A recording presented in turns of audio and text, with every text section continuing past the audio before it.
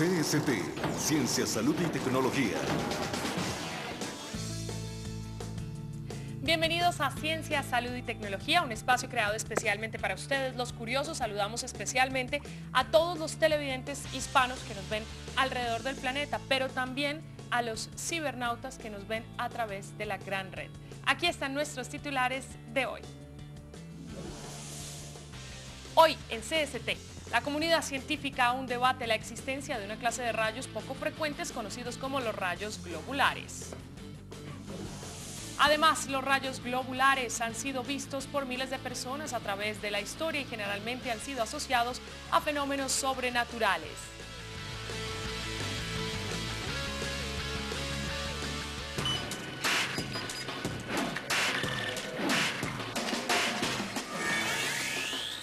Hoy estamos dedicados a la ciencia y es que los rayos globulares son un fenómeno natural que está asociado a las tormentas eléctricas y que a pesar de los grandes avances tecnológicos y científicos de los últimos años, aún no han podido ser explicados por esta misma comunidad científica. Recientemente el tema vuelve a ser noticia, pues un grupo de expertos aseguró que este fenómeno de los rayos globulares se debe a una ilusión óptica generada por la influencia del campo magnético sobre el cerebro cuando las personas se exponen a tormentas eléctricas. Aquí está una completa explicación de qué son y por supuesto ya viene el gurú, el experto.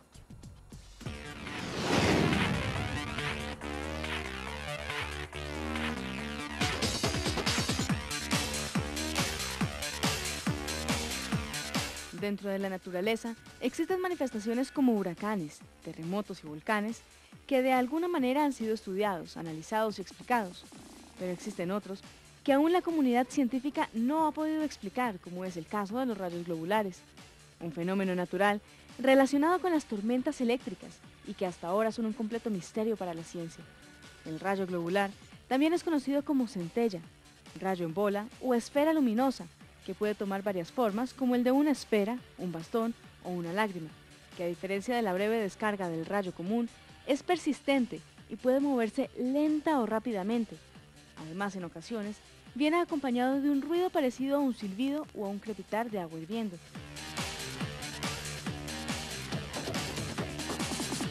Aunque los científicos nunca se han puesto de acuerdo sobre la causa de la aparición de estas bolas eléctricas, e incluso muchos han creído que se trata de un mito, ahora investigadores de la Universidad de Innsbruck en Austria creen que han encontrado una solución al misterio.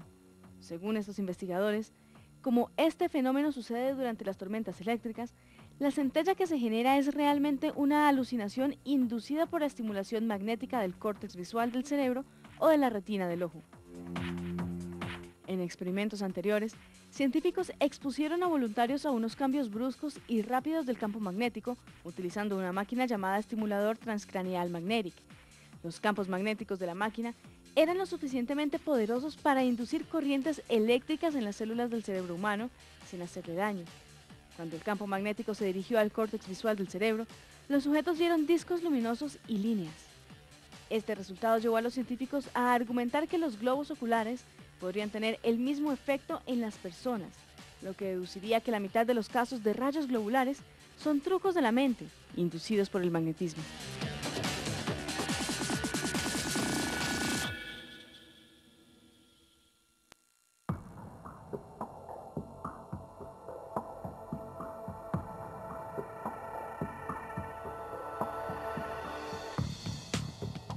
Pero esta teoría no la comparte gran parte de la comunidad científica, como John Abraham, químico de la Universidad de Canterbury en Nueva Zelanda y experto en este fenómeno. Según él, es difícil creer que la mayoría de imágenes de estas centellas se deba a una influencia del cerebro. Porque por un lado los colores de la luz visto por los sujetos del experimento fueron blanco, gris y tonos saturados. Cuando las centellas se han visto en variedad de colores, desde el naranja, azul y verde. Además, los sonidos que producen estas esferas no pueden ser una invención también del cerebro. Incluso, algunos han asegurado sentir un olor determinado cuando el fenómeno aparece.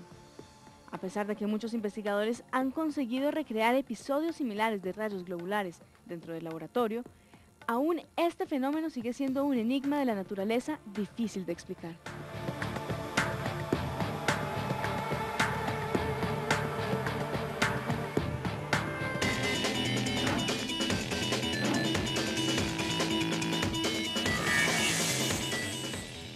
Bien, y para ampliar este tema nos encontramos en compañía de Francisco Román, ingeniero electricista con un doctorado en electricidad especialidad además en descargas eléctricas y transitorios. Bienvenido, Francisco. Muchas gracias. Yo necesito que me explique primero toda esa cantidad de estudios que usted ha hecho porque son bien interesantes y además, generalmente cuando la gente ve este programa se antoja y termina estudiando esas carreras, pero esta carrera en particular es muy curiosa. ¿De qué se trata? Bueno, realmente el estudio se refiere inicialmente a los estudios de alto voltaje, ingeniería de alto voltaje para transmisión de electricidad en las ciudades, por ejemplo. Sí. Y luego el tema se fue especializando por los rayos porque causan muchos daños en los sistemas eléctricos y posteriormente un accidente que ocurrió en Colombia que yo estudié fue el tema de doctorado. Y finalmente acabé estudiando los rayos en Suecia, en la Universidad de Uppsala y una especialización en alto voltaje en Alemania. Bueno, todo este preámbulo básicamente era, primero, para decirles que nosotros, y siempre lo repetimos y no nos cansamos, que para nosotros en CST es un honor tener a doctores, a los que han hecho doctorados y han estudiado mucho, pero más si esos doctorados son de Latinoamérica. Ahora sí vamos a empezar con el tema de hoy. ¿Cuáles son las características principales de los rayos globulares y de qué forma, Francisco, podrías contarnos, pues, qué son de forma práctica y fácil? Bueno, son unos fenómenos que han sido observados, pero nunca han sido fotografiados, nunca han sido medidos. O sea, es una tradición oral la que realmente hay acá. Por lo tanto, es muy difícil explicarlos científicamente debido a que no hay lo que pruebas físicas. Pruebas físicas, exacto. Entonces hay una tradición oral, digamos, y hay una mezcla de tradición oral con fenómenos que se han observado. Por ejemplo, en la Universidad de Uppsala tenían una ventana guardada en el laboratorio que alguna familia la entregó porque después de una tormenta apareció un hueco en la ventana con los bordes fundidos y dijeron, por aquí pasó un rayo globular, o sea, lo que se llama un ball lightning en inglés. Y no se explicó realmente qué fue lo que pasó. Muchas personas han observado esos fenómenos como esferas que tienen el tamaño de una bola de golf o de un balón de fútbol, ¿no? De ese tamaño más o menos, que se mueven en el espacio, que no son realmente muy calientes porque no se elevan como deberían elevarse las cosas calientes, el aire caliente tiende a subir, sino que se mueven en el espacio en forma de zigzag o lo que sea, pueden atravesar paredes o pueden atravesar elementos metálicos, por consiguiente es muy difícil de explicar ese comportamiento. Pero Francisco, ¿existe entonces una definición de rayos globulares para la comunidad científica que digan es esto y esto y esto, a pesar de que no haya pruebas físicas de ello?